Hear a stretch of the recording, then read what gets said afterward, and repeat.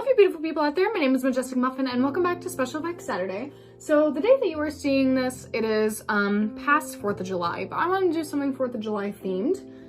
Not something like America themed per se, but because, you know, America isn't that great at the moment, and they don't love me or anyone in my community and shit like that. But we don't have to get into that. What we can get into is the fact that I don't like fireworks.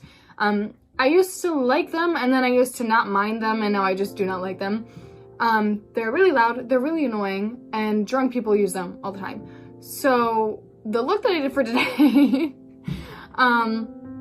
was like, you know, he's drunk, about to set off a bomb or whatever, or not a bomb, what do they call it? Firework, and they don't get away fast enough. So we'll have pictures. They won't be like serious or crazy or anything, but so yeah.